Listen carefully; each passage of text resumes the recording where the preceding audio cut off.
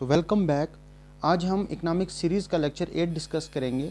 इसमें आज जो हम टॉपिक्स डिस्कस कर रहे हैं वो है, जैसे एक हम देखेंगे कि इकॉनमी में हमें पता है जैसे हमारे पास प्राइमरी, सेकेंडरी और टर्शरी सेक्टर्स हैं अलग अलग, उनकी कंट्रीब्यूशन क्या क्या रही है, ठीक है, उनकी वर्क फोर्स और उसकी जीडीपी में कंट्रीब्यूशन क्या है, एक तो वो देखेंगे। उसके बाद एम्प्लाई और एम्प्लॉयर का रिलेशनशिप देखेंगे कि कितने टाइप ऑफ एम्प्लॉइज़ होते हैं, ठीक है। इसी में फिर वो आता है जैसे कंट्रेक्चुअल एम्प्लॉई या फिर फॉर्मल इनफॉर्मल वाला, वो देखेंगे। और एक देखेंगे हम गिग इकॉनमी। तो ये हमारे आज के टॉपिक्स होंगे। तो सबसे पहले स्टार्ट करते हैं। देखें, जो इंडियन इकॉनमी में एम्प्लॉयमेंट और जीडीपी की कंट्रीब्यूशन है वो कुछ ऐसे है। जैसे अगर आप एग्रीकल्चर की देखेंगे, एम्प्लॉयमेंट की बात कर रहा हूँ, तो एग्रीकल्चर में 50% जो है, एग्रीकल्चर में 50% एम्प्लॉयमेंट जो इंडिया में जितने ज़्यादा एम्प्लॉयमेंट है वो 50% एग्रीकल्चर में है। मतलब इतने सारे लोग जो हैं वर्कफोर्स वो 50% कहाँ पे लगी हुई है, एग्रीकल्चर में ही। उसके बाद आप देखेंगे यहीं पे 26% ये हमारा सर्विस सेक्टर की एम्प्लॉयमेंट है, इतने लोग सर्विस सेक्टर में काम कर रहे हैं। 24% हमारी है ये इंडस्ट्री की। ऐसे अगर हम जीडीपी में कंट्रीब्यूशन देखें तो बिल्कुल उल्टा है।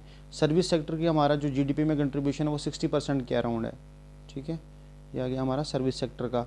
यहाँ पे अगर आप देखेंगे तो इंडस्ट्री से हमें 25 से 30%, लेकिन आप ये देखेंगे एग्रीकल्चर से सिर्फ 14% ही है। हमारी देखो कितनी ज़्यादा वर्क फोर्स जो है वो, मतलब जो एम्प्लॉयमेंट है वो एग्रीकल्चर में है, लेकिन जीडीपी में कंट्रीब्यूशन ओनली 14% है। तो यहाँ पे अच्छे से समझ सकते हैं आप कि labour distribution across different sectors. यहाँ पे देखो ये जीडीपी बताया मैंने और यहाँ पे वर्क फोर्स है।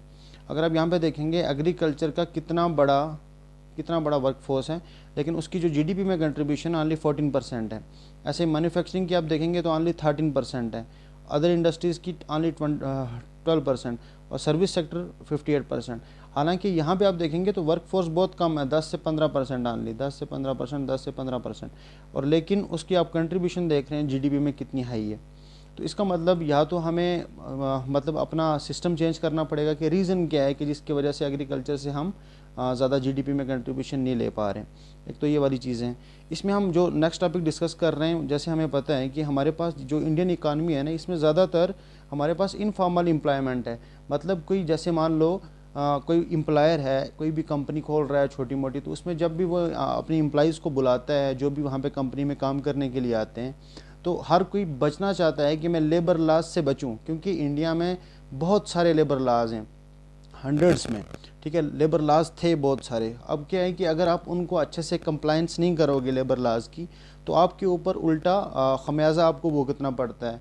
तो उससे बचने के लिए ना, जनरली हमने देखा है कि इंडिया में क्या है, हमारे पास इनफॉर्मल एम्प्लॉयमेंट ज़्यादा है, ठीक है, क्योंकि लेबर लॉज ही बहुत ज़्यादा हैं। तो उसी चीज़ को दूर करने के लिए अभी पार्लियामेंट ने तो 2019 में एक लॉ पास किया था, जहाँ पे उन्होंने लॉ ऑफ लेबर्स जो थे, मतलब लेबर लॉज में रिफॉर्म लाया।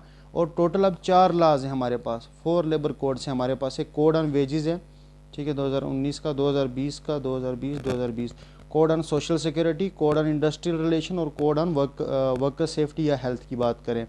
अब आप देखेंगे मतलब ये जो 4 लेबर कोड्स हैं यही गवर्न करना है किसको, कि जो भी एम्प्लॉय और एम्प्लॉयर का रिलेशनशिप होगा ना, उसको गवर्न करने के लिए ये 4 लेबर लॉज जो हैं अमेंड करके गवर्नमेंट ने बनाए हैं, ठीक है। अब क्या है कि देखो कंप्लायंस कम हो गया ना, तो इससे क्या होगा, ताकि मतलब आराम से जो आप कह सकते हैं कि बिज़नेस में आराम से चीज़ें लेनी देनी आसान हो जाएंगी, एम्प्लॉयर का रिलेशनशिप अच्छा हो जाएगा। पहले लोग इसीलिए फॉर्मल, मतलब आप देखेंगे बहुत ज़्यादा इनफॉर्मल एम्प्लॉयमेंट होती थी इंडिया में। तो इस चीज़ को चेंज करने के लिए, इसी में हम आगे देखेंगे, जैसे आप देखेंगे कि ये जो 4 के 4 कोड्स हैं ना, ये अब हर एक टाइप, कोई भी टाइप ऑफ एम्प्लॉई है उसके लिए ये एप्लीकेबल होते हैं, ये 4 टाइप्स ऑफ कोड, ठीक है। अब हमें पता है जो एम्प्लॉई है ना, या तो वो फार्मल एम्प्लॉई होगा, मतलब जिसने एक पूरा एक प्रोसीजर के थ्रू वहाँ तक पहुँचा है, उसके बाद उसकी पे स्केल फिक्स है, उसकी टेनर फिक्स है, उसके बाद उसको एचआरए मिलेगा वो फिक्स है, उसके बाद उसको और भी जितने बेनिफिट्स मिलते हैं गवर्नमेंट की तरफ से वो सारे के सारे, या गवर्नमेंट या फिर किसी भी, तो फॉर्मल एम्प्लॉई का मतलब हो गया जहाँ पे बहुत सारे उसके पास मतलब ये एबिलिटी होती है कि वो अपने स्टैट्यूटरी राइट्स को आराम से एनफोर्स कर सकता है, उसे हम बोलते हैं फार्मल एम्प्लॉई, ठीक है। जैसे उसे एचआरए नहीं मिल रहा तो वो बिल्कुल ले सकता है, ये उसका हक है, ठीक है, पेड लीव्स लेना, ठीक है। उसके बाद उसकी जो ट्रेनिंग होती है फार्मल एम्प्लॉय की वो भी कास्टली होती है। तो मतलब वो सारा का सारा एम्प्लॉयर इसीलिए करता है फार्मल एम्प्लॉय के लिए, क्योंकि इसमें मतलब आप देखेंगे तो ये सारे के सारे जितने भी लॉज हैं ना, उनको मान के चलना पड़ता है फार्मल एम्प्लॉय में। अब दूसरा था इनफॉर्मल। इनफॉर्मल में मैंने जैसे बताया इंडिया का मैक्सिमम हिस्सा इसी में ही है, तो यहाँ पे ऐसा नहीं होता है कि कोई फिक्स टेनर होगा या फिर आपकी कोई पे फिक्स होगी, कुछ ऐसा नहीं होगा। वो टाइम के साथ आपको कभी भी निकाल सकते हैं, कभी भी ले सकते हैं, वो अपने हिसाब से काम करवाएंगे। तो ये सारी चीज़ें होती हैं इनफॉर्मल एम्प्लॉय में, ठीक है। क्योंकि वो ऐसा होता है क्यों है, क्योंकि वो मतलब लॉज से बचना, उन जो लॉज का कंप्लायंस है ना उससे बचना चाहते हैं, ठीक है। लॉज बहुत सख्त थे, अब हंड्रेड्स में इतने सारे लॉज थे, तो उनको कम करके 4 किया गया है। तो उम्मीद है इसमें बहुत ज़्यादा इंक्रीज़ देखने को मिलेगा अब, ठीक है। अब एक बीच में आता है जिसे हम कंट्रेक्चुअल एम्प्लॉय बोलते हैं। ये एक्चुअली क्या है कि एक मिड वे है किसके, इनफॉर्मल और फार्मल के बीच में। इसमें करते क्या हैं, अगर आप देखेंगे जैसे फार्मल में होता क्या था कि वो सारे के सारे अपने मतलब एनफोर्स करवा सकता है अपने सारे के सारे स्टैट्यूटरी राइट्स वगैरह। यहाँ पे आप ऐसा बोल सकते हो कि फार्मल और इनफॉर्मल का मिक्स करके इन्होंने कंट्रेक्चुअल एम्प्लॉय रखा है। मतलब यहाँ पे पीरियड फिक्स होगा, उसके बाद उससे शुरू में कॉन्ट्रैक्ट लिया जाएगा, इसीलिए इसको कंट्रैक्चुअल एम्प्लॉय बोल रहे हैं कि आपको इतने साल हमारे पास काम करना पड़ेगा। मान लो 5 साल का कॉन्ट्रैक्ट है, 2 साल का कॉन्ट्रैक्ट है, ठीक है, तो इतना, उसके बाद सैलरी फिक्स की जाएगी। लेकिन वो अलग बात है कि जैसे फॉर्मल एम्प्लॉय को जो जो सहूलियत मिलती हैं, जो जो बेनिफिट्स मिलते हैं, वो कंट्रेक्चुअल एम्प्लॉय को नहीं मिलते हैं, क्योंकि इसके जो राइट्स होंगे ना वो मतलब उसी कंट्रैक्ट के थ्रू ही प्रोटेक्टेड होंगे, ठीक है। लेकिन यहाँ पे कोड्स के थ्रू, जितने भी कोड मतलब जो लेबर कोड्स हैं वो सारे के सारे इसको प्रोटेक्ट करते हैं फार्मल एम्प्लॉय को। यहाँ पे जो कॉन्ट्रैक्ट में लिखे होंगे उसी के हिसाब से इसके साथ सलूक किया जाएगा, ठीक है। और यहाँ पे इनफॉर्मल एम्प्लॉय में ऐसा नहीं है कि यहाँ पे कुछ कोड्स नहीं होते हैं, थ्योरेटिकल कोड्स तो होते ही हैं कि भाई हम आपके लॉज को प्रोटेक्ट करेंगे, लेकिन मतलब उन लॉज को या उन राइट्स को एनफोर्स करने की एबिलिटी कम होती है यहाँ पे इनफॉर्मल एम्प्लॉय में, ठीक है। मुझे उम्मीद आपको ये समझ आया होगा 3 डिफरेंस जो थे, मतलब 3 टाइप के जो एम्प्लॉइज़ हैं। अब यहाँ पे देखें, ये आ गया fix term employment. Fix term employment क्या चीज़ है? फिक्स टर्म एम्प्लॉयमेंट का मतलब है, देखो कंट्रेक्चुअल एम्प्लॉयमेंट में हमें पता है कि हमारे पास जो राइट्स हैं वो कम हैं, तो हम क्या कर रहे हैं, फार्मर और कंट्रेक्चुअल दोनों को मिक्स कर रहे हैं और वहाँ से निकल के आ रहा है फिक्स टर्म एम्प्लॉयमेंट, ठीक है। मतलब कहने का मतलब क्या है कि वो होगा, वो फुली एम्प्लॉयड बंदा, फुली एम्प्लॉयड होगा फिक्स टर्म एम्प्लॉयमेंट में। उसकी एम्प्लॉयमेंट तो है लेकिन एक फ़िक्स्ड पीरियड के लिए है, इसीलिए इसको बोला जाता है फिक्स टर्म एम्प्लॉयमेंट, ठीक है।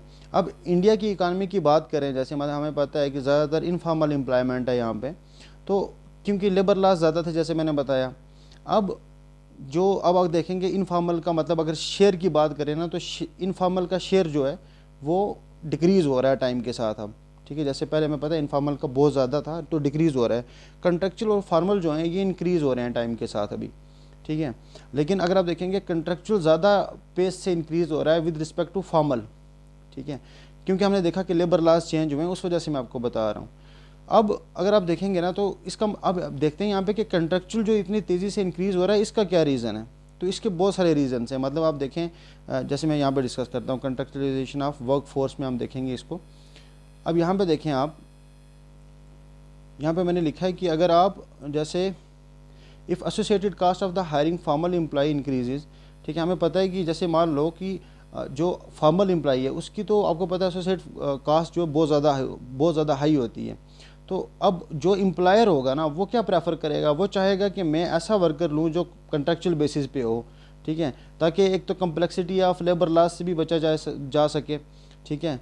तो इसलिए जो कंपनीज़ है ना वो हायर करती हैं जनरली कंट्रेक्चुअल बेसिस के ऊपर। इसमें कंपनी को भी फ़ायदा है, ना तो ज़्यादा उतना लेना देना होता है, क्योंकि फार्मल में आपको सारी चीज़ों का ध्यान रखना है, ठीक है। जैसे पीएफ है, ठीक है, परमानेंट फंड, रिटायरमेंट के बाद भी देना, ये बात सारी चीज़ें होती हैं फार्मल एम्प्लॉय के लिए।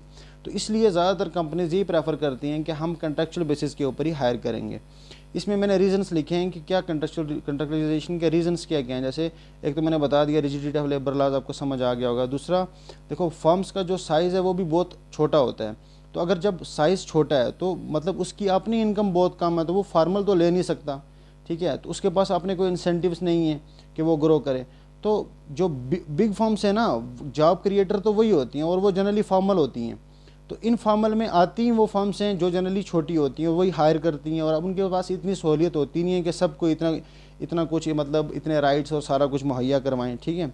उसके बाद आप देखेंगे लोवेस्ट वेजेस पे टू द कॉन्ट्रैक्ट वर्कर्स। हाँ, विद रिस्पेक्ट टू अगर आप बात करेंगे फॉर्मल के, तो उनको जो वेजेस हैं वो भी कम में दिए जाते हैं। तो उस वजह से कंट्रेक्चुअलाइजेशन हो रही है, ठीक है, कंट्रेक्चुअलाइजेशन। अब आप देखेंगे जो MSMEs हैं इंडिया में वो अराउंड 7 करोड़ है, लेकिन आप देखेंगे एम्प्लॉयमेंट वो कितना दे रही हैं 15 करोड़ को। तो मतलब अगर आप देखेंगे तो एक MSME में ओनली 2 बंदे काम कर रहे हैं, ठीक है। तो इसका मतलब ये जॉब क्रिएट नहीं कर सकती है MSME, ठीक है। अच्छा, उसके बाद बात करते हैं जो generic steps to create more employment. अब देखते हैं कि एम्प्लॉयमेंट को बढ़ाने के लिए क्या क्या स्टेप लिए जा सकते हैं। पहला तो ये है कि आप उनकी स्किल लेवल्स को बढ़ा दो, ठीक है, स्किलिंग इंप्रूव करो, इसी को बोला जाता है इम्प्रूविंग एम्प्लॉयबिलिटी। उसके बाद इन्वेस्टमेंट और इंफ्रास्ट्रक्चर गवर्नमेंट को भी करना चाहिए और फर्म्स, बड़ी फर्म्स भी अगर करेंगी। उसके बाद जनरली होता है क्या कि अगर आपको एम्प्लॉयमेंट ज़्यादा बढ़ानी है तो आप चैम्पियन सेक्टर्स जो है ना वहाँ पे फोकस करो। चैम्पियन सेक्टर का मतलब देखो यहाँ पे एक तो यार जैसे टेक्सटाइल, हमें पता है बहुत ज़्यादा हम एक्सपोर्ट इंपोर्ट का जो टेक्सटाइल के साथ हमारा होता है। फूड प्रोसेसिंग इंडस्ट्री एक बहुत बड़ी इंडस्ट्री है, यहाँ पे एम्प्लॉयमेंट बहुत ज़्यादा हो सकती है, ठीक है। इसमें हम किसी दिन और पढ़ेंगे कि फूड प्रोसेसिंग इंडस्ट्री कितनी बड़ी इंडस्ट्री है और इसमें कैसे हम एम्प्लॉयमेंट को, मतलब इंडियन इकानमी ख़तरनाक तरीके से बूस्ट कर सकती है अगर हम फूड प्रोसेसिंग इंडस्ट्री के ऊपर ध्यान देंगे, ठीक है।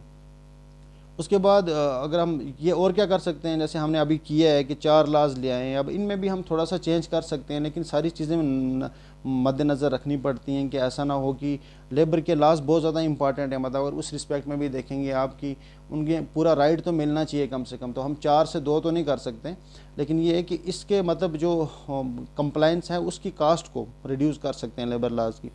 उसके बाद अब लास्ट टॉपिक हम डिस्कस कर रहे हैं इसमें वो है गिग इकॉनमी, GIG, ठीक है, गिग इकॉनमी। ये क्या चीज़ है, ये बहुत अच्छा कंसेप्ट निकल के आता है, इसी के साथ रिलेटेड है, इसलिए मैंने इसको यहाँ पे कवर किया है।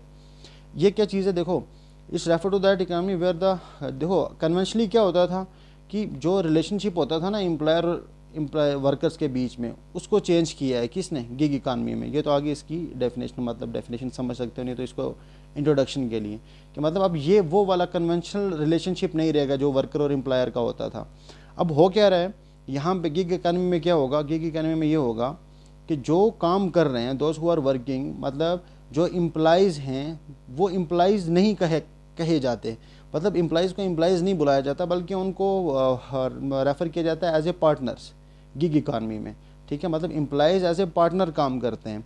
अब जो एम्प्लॉयर होता है ना, जो एम्प्लॉयर है मेन, मतलब जो एम्प्लॉय, मतलब मेन जो आप कह सकते हैं, उसे हम क्या बोल रहे हैं कि वो एक्चुअली क्या कर रहा है, वो प्लेटफॉर्म प्रोवाइड कर रहा है, उसका काम प्लेटफॉर्म प्रोवाइड करना है कि जो एम्प्लॉइज़ हैं ताकि वो अपनी सर्विस अच्छे से वहाँ पे दे सकें, ठीक है। अब जो एम्प्लॉयर होगा वो उसकी कमीशन लेगा किस चीज़ की, जैसे मान लो जो भी सर्विस हो रही है उसकी कुछ कमीशन अपने पास रखेगा, और जो एम्प्लॉई होगा उसे उस सर्विस का जो फ़ी है वो पे की जाएगी, कि मतलब जितना उसने काम किया उस हिसाब से उसे पे किया जाएगा और उसकी कुछ कमीशन जो है एम्प्लॉयर के पास जाएगी, ठीक है। एम्प्लॉयर और वर्कर या एम्प्लॉयर और एम्प्लॉई की बात कर रहे हैं हम। अब यहाँ पे गिग इकॉनमी में एक बहुत अच्छी चीज़ ये है कि वहाँ पे कोई फिक्स सैलरी नहीं होती है एम्प्लॉई की, और वो आराम से मोबिलिटी होती है, वो आराम से मूव कर सकता है एक प्लेटफॉर्म से दूसरे प्लेटफॉर्म पे। तो मतलब कोई रिस्ट्रिक्शंस नहीं होती हैं, ऐसा नहीं कि 2 साल का कॉन्ट्रैक्ट है, 1 साल का, 1 दिन का भी नहीं होता है। अपनी मर्ज़ी से इंसान जंप कर सकता है जहाँ पे उसे कंफर्ट मिल रहा है, ठीक है। जैसे अब ओला, उबर, ये बायजूस, ये सारी चीज़ें इसी में आ जाती हैं, मतलब ये एग्जांपल्स में आ जाती हैं कि आपने यहाँ पे देखा होगा जो ड्राइवर है वो गाड़ी किसी की यूज़ कर रहा है, उसे अलग से पे मिल रही है, अब वो आराम से शिफ्ट भी कर सकता है और उसी का कुछ कमीशन जो है वो कंपनी को जा रहा है, ओला को जा रहा है, ठीक है। तो ये इससे हम एग्जांपल में ले सकते हैं गिग इकॉनमी। मुझे उम्मीद आपको समझ आया होगा मैंने क्या समझाने की कोशिश की है। अगर आप चाहते हैं तो मैं एक नेक्स्ट वीडियो में, मतलब किसी भी वीडियो में अगर आपकी डिमांड होगी उस हिसाब से मैं लेबर लॉज को, कि इनमें होता क्या क्या है, इन 4 लॉज के अंडर गवर्नमेंट ने क्या क्या जो राइट्स हैं वो दिए हैं लेबर को, तो हम ये 4 के 4 जो है मतलब एम्प्लॉइज़ को जो मिली हैं, चाहे वो इनफॉर्मल हो या फॉर्मल एम्प्लॉइज़ हो, हम ये 4 के 4 अच्छे से डिस्कस कर सकते हैं। अगर इसकी ज़रूरत पड़ेगी तो आप बता सकते हैं, मैं इस पर वीडियो बना दूँगा। Thank you so much.